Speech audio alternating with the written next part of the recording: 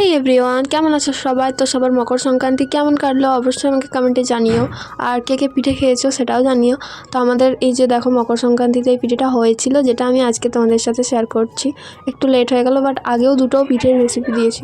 এটা হচ্ছে পুর পিঠে, আর আমাদের এখানে এটাকে গ্যারগ্যারে পিঠে বলা হয়। আর তোমরা কে কী নামে চেনো আমাকে জানিও। তো দেখো আমাদের এখানে এখন চালগুড়ি করে নেওয়া হয়েছে।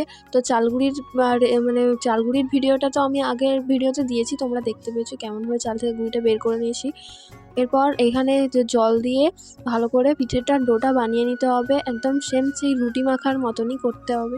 এবারে সেই একটা একটা করে ডেলি কাটতে হবে। আর এবার আমি এখানে যে কোনো খুশি তোমরা ডিজাইন দিতে পারো।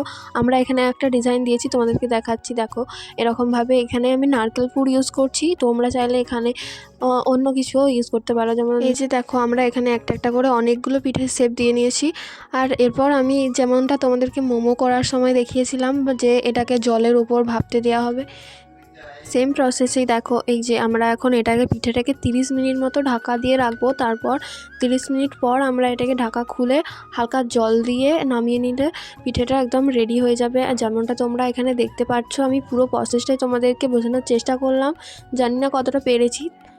তো তোমরা অবশ্য দেখতেই পারলে আমাদের পিঠেটা এখন রেডি হয়ে গেছে। এবার সেম প্রসেসেই আমি আরেকবার তোমাদেরকে এটা করে দেখাচ্ছি, রিপিট। তো এই যে দেখতে পারলে আমার এদিকে এখন পিঠেগুলো কমপ্লিট হয়ে গেছে। চলো তোমাদেরকে একটা অন্য জিনিস তোমাদের সাথে শেয়ার করি। এখানে দেখো মকর সংক্রান্তির প্রথম দিন আমাদের এখানে গ্রামের সবাই মিলে এই যে ভেলা ভাসানোর যেটা হয় সেটা করছিল। তো সেটা তোমাদের সাথে একটু শেয়ার করলাম। দেখো এখানে অনেক সুন্দরভাবে সবাই মিলে ভাসাচ্ছিল ভেলা, সেটাই তোমাদের সাথে একটু শেয়ার করলাম। কেমন লাগলো অবশ্যই জানিও। আচ্ছা চলো এবার আমি দেখাবো ওই আগের দিনকে করে রাখা পিঠেগুলো ভাজা। তো পিঠে ভাজা কে কে ভালোবাসো, আর কে কে এটা জানো যে পিঠে ভাজা হয় অবশ্যই জানাবে। দেখো এখন আমি এখানে কড়াইতে তেল দিয়ে দিয়েছি, আর একটা ফোড়নের জন্য লঙ্কা আর জিরে দিয়ে পিঠেগুলোকে দিয়ে দেবো। তারপর হলুদ আর সামান্য নুন দিয়ে ভেজে নেব, তাহলে পিঠেটা আমাদের কমপ্লিট হয়ে যাবে। অ্যান্ড আগের দিনের থেকে আজকেরটা খেতে অনেকটা টেস্টি হয়। এভাবে একবার করে দেখতে পারো। রেসিপি ভিডিও কেমন লাগছে তোমাদের অবশ্যই জানিও, আর বাড়িতে এটা কিন্তু অবশ্যই ট্রাই করো।